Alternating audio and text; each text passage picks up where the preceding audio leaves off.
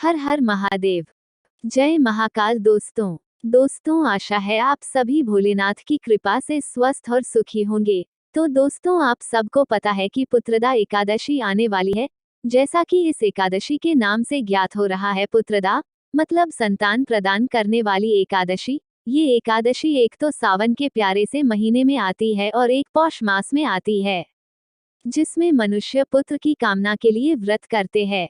परंतु क्या आपको पता है दोस्तों कि बस व्रत रखने से ही सारे मनोरथ पूर्ण नहीं हो सकते, कुछ उपाय भी करने होते हैं।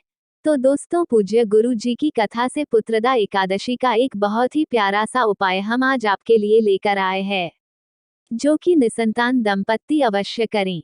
दोस्तों बहुत से दंपत्ति संतान सुख के बहुत सारे उपाय करके थक चुके होंगे। तो दोस्तों एक बार पूज्य गुरुजी द्वारा बताया गया ये उपाय अवश्य करके देखिए। क्या पता आपके घर में संतान की किलकारियां गूंज जाएं। परंतु दोस्तों हम यहाँ आपसे एक बात कहना चाहते हैं कि आप जो भी उपाय करें पूरी श्रद्धा और मन से करें, तभी उस उपाय को करने का लाभ आपको मिल सकता है। तो चलिए दोस्तों आपको उपाय के बारे में बताते हैं। सबसे पहले ये बात जान लीजिए कि इस उपाय को करने के लिए किन चीजों की आवश्यकता होगी। तो उसमें 2 बेलपत्र, 1 कटोरी घी और 1 कटोरी खीर चाहिए। एक बात और ध्यान रखना कि एकादशी के दिन चावल नहीं खाते हैं तो खीर चावल की ना हो, बल्कि मखाने या साबूदाने की हो सकती है।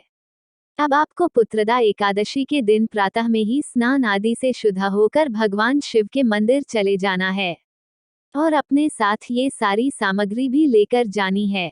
अब आप शिव जी के मंदिर में सबसे पहले भगवान शिव की पूरे सच्चे मन से पूजा कीजिए। पूजा करने के बाद अब आप अपना उपाय शुरू कीजिए। आप जो 1 कटोरी घी और 1 कटोरी खीर लेकर आए हैं उनको भगवान शिव की शिवलिंग के आगे रख दीजिए और आप जो 2 बेलपत्र लेकर आए हैं वो भी शिवलिंग के ऊपर समर्पित कर दीजिए। और जब ये उपाय आप कर रहे हो तब मन ही मन भगवान शिव के ओम नमः शिवाय मंत्र का जाप करते रहिए और ध्यान रखिए कि ये उपाय बहुत ही मन और श्रद्धा से करते रहिए। भगवान के प्रति अपना पूर्ण विश्वास रखिए।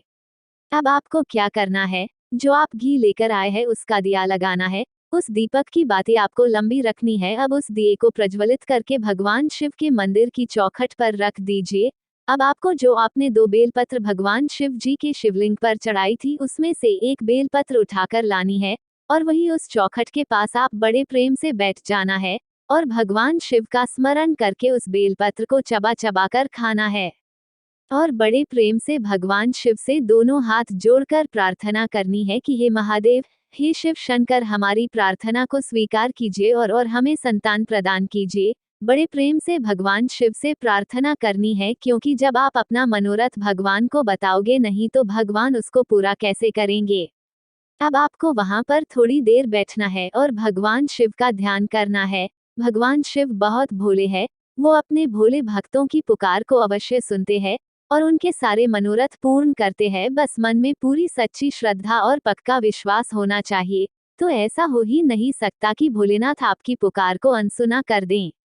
अब आपको क्या करना है, जो दूसरा बेलपत्र आपने शिवलिंग पर चढ़ाया था उसको उठाकर घर ले आना है और ये बेलपत्र अपने जीवन साथी को दे देना है और उसको कहना है कि वो भगवान शिव का स्मरण करके उस बेलपत्र को चबा चबा कर खा ले। यहाँ ये आपका उपाय पूर्ण हो जाता है। तो दोस्तों अब आपके दिमाग में आ रहा होगा कि ये उपाय किसको करना है। तो दोस्तों ये उपाय कोई भी कर सकता है, मतलब स्त्री भी और पुरुष भी।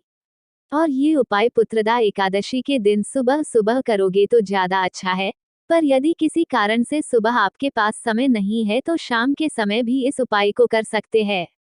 बस दोस्तों एक बात हमेशा याद रखना कि कोई भी उपाय करने के लिए मन में सच्ची श्रद्धा और पक्का विश्वास जरूरी है, जिससे आपकी सभी मनोकामनाएं पूर्ण होती है।